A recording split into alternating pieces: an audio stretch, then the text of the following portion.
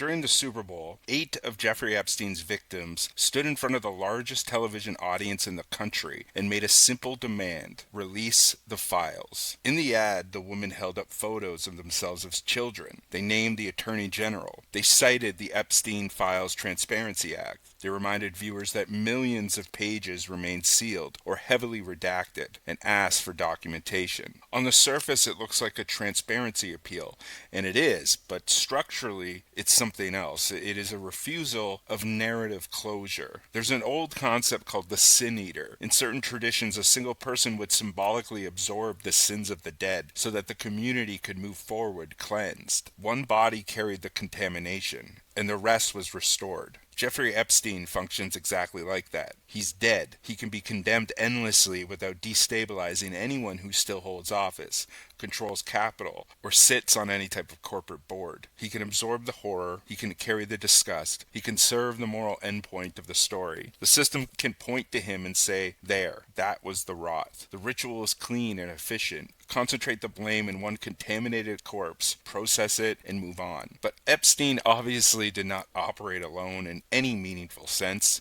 He circulated through finance, political fundraising, elite philanthropy, academia, media, and legal institutions. He moved in spaces where reputation and access function as currency. His significance was not just criminal, it was relational. He existed inside some of the most powerful networks of power on Earth. This is what makes the demand for the files disruptive. If you release full documentation, you don't just revisit one man's depravity. You illuminate patterns: who had access, who exercised discretion, who avoided scrutiny, who quietly disappears from the narrative. The story stops being about a monster and starts being about an ecosystem. And that obviously threatens the sin-eating mechanism of Jeffrey Epstein. Because once guilt is redistributed outward, the purification fails. Institutions are built to preserve continuity. Courts, agencies, political systems, media organizations, even the types of NGOs that pay for these commercials, they all rely on institutional legitimacy. And that legitimacy relies on belief. And that belief relies on the idea that wrongdoing is isolated and addressed. And if wrongdoing appears embedded in elite circulation itself, legitimacy in everything erodes. So incentives align towards this containment, right? You don't need a secret summit to produce these outcomes. You just need politicians who depend on donors, prosecutors who depend on institutional credibility, universities that depend on wealthy patrons, media organizations that depend on access. Everybody has an interest in preventing the fall of these people and the structures in which they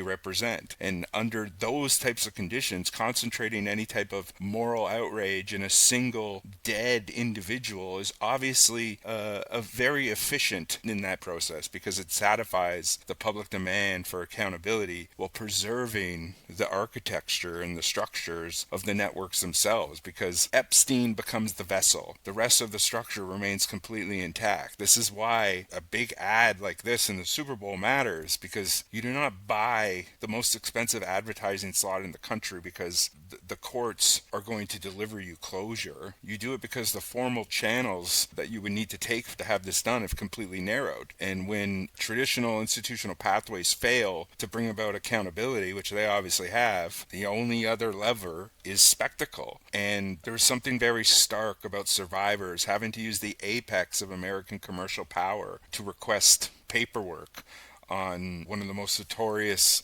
child traffickers in American history, right? It very much exposes the contradiction. A society that is capable of monetizing attention at industrial scale struggles to produce even a bit of transparency about elite misconduct. And the ad itself does not promise any type of revelation. It does not claim that releasing the files is going to confirm any type of gathering suspicion. It does something much more pointed than that. It refuses the completion of the narrative. It rejects the idea that Epstein's death is what's going to resolve the moral ledger. And if he is treated as the sin eater, then the community of power remains purified. But if the files are released and patterns emerge and then the contamination spreads outward, which it already has, but there's so much more. And when that all comes out, the story becomes structural. It no longer becomes about an individual. And